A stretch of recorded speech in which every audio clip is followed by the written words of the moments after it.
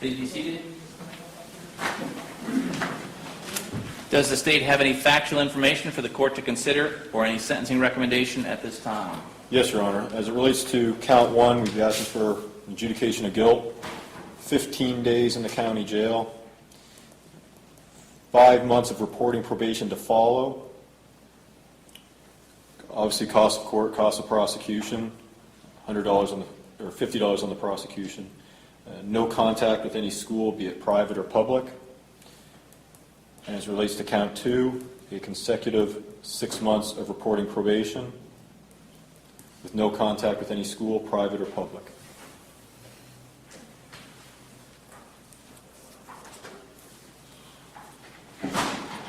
Any factual information from the defense or any sentencing recommendations at this time?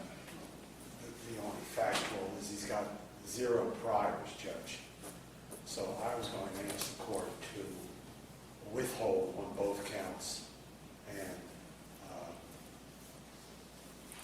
give him 6 months probation concurrent or even 12 months consecutive.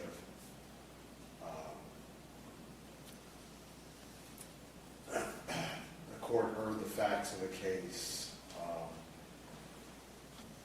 And like I said, he's got no prior, so I'm asking for a withhold on both counts. Thank you. All right. At this time, Mr. Sheets, having received the jury's verdict, they have made a determination that they believe that the way you were treating the parents at this particular school was of a nature to corrupt the public morals or outrage the sense of public decency or affect what is indicated as the peace and quiet, which is to say the physical safety of those parents. There does not appear to be any evidence to suggest that you did engage in brawling.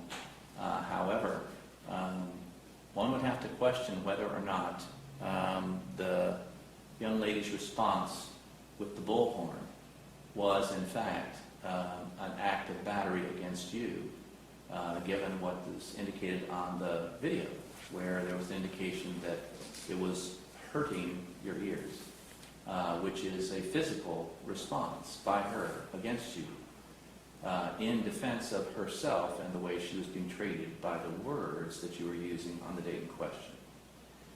That is the classic breach of the peace, where someone is so affected by words that they attack another person, and that is what she did. She attacked you, although she did it with a very loud sound device.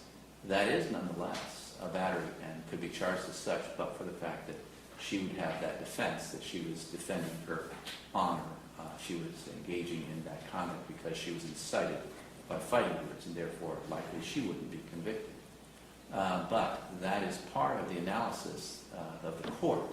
I don't think that the jury necessarily engaged in that deep analysis, but they certainly found that under the definitions provided to them, you had done something that was inappropriate by definition of our legislature. Given that you lack a prior record, I am going to grant your attorney's request and on count one withhold adjudication. You will be placed on a term of 6 months of probation, and as a result of your conduct, you will be required to do something that would benefit your community. As a matter of fact, you're going to be required to do a total of 100 hours, 50 hours on count one, 50 hours on count two of community service. Things that will benefit your community by helping some nonprofit, church, or charitable organization by being a benefit to them for that amount of time over the course of this 12-month period. 6 months on count one, plus the court costs that apply to this case. $220, and the $50 cost of prosecution. On count two, there is that adjudication, 6 months concurrent probation, consecutive probation, 50 hours of community service. All your community service hours have to be completed before the end of that probation, which is to say 5 months and 10 days into the probationary period. Additionally, I will put an order in place that you not have contact with Sally Jones Elementary School. It appears most appropriate, given what occurred in the case, that the students and parents wouldn't be subjected to your presence for a period of 1 year. 6 months and 6 months, no contact with Sally Jones during those time periods. Which isn't a prohibition against driving by if you need to go up Cooper Street and go, one place or another in the community. What it's a prohibition against is communicating with people at the school or going on the school property. So if you were to say, for example, position yourself across the street, which is a way of communicating, hey, remember me, that would be inappropriate.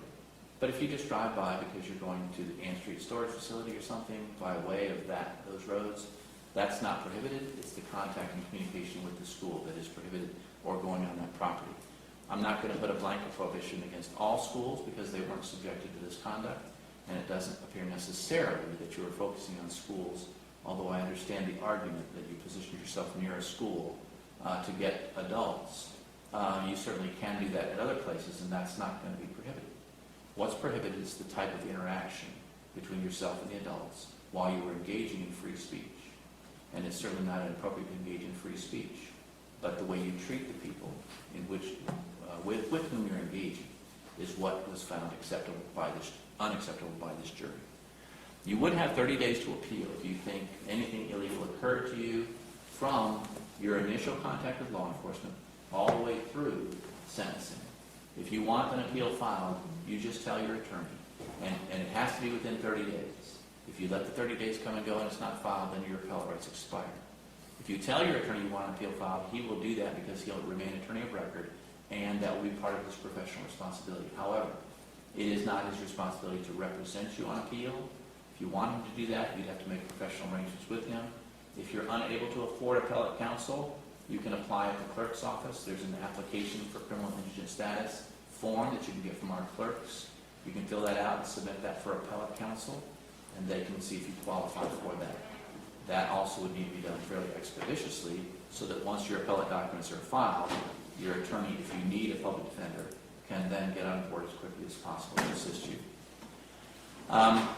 We're going to give you your sentencing paperwork, and you'll need to, within the next 2 business days, which will be Friday or Monday, contact probation. Your phone number for probation will be on this sheet, so just give them a call and they'll guide you with regard to reporting in. And count 2, and the monies are due within 5 months and 10 days. The could cost $215. $215, yes, and the $50 cost. Judge, did you adjudicate or withhold on count 2? There's a withhold on count 2. Thank you. No prior record, so that's why that's being done at this time. All right? And the community service is to benefit the community based on this conduct. And that was on which count, Judge? Each count has a separate set of 50 hours to be completed. Oh, okay. Within 5 months and 10 days from the commencement of probation on that count. Got it. All right? Certainly, if there's a willful violation of this probation, then of course there'd be additional sanctions, which could include jail time. So, Mr. Sheets, I'm sure, will conduct himself accordingly. Sir, we'll give you this paperwork, and then you're free to go, and you need to make sure you contact probation within the next 2 business days. Court will stand in recess.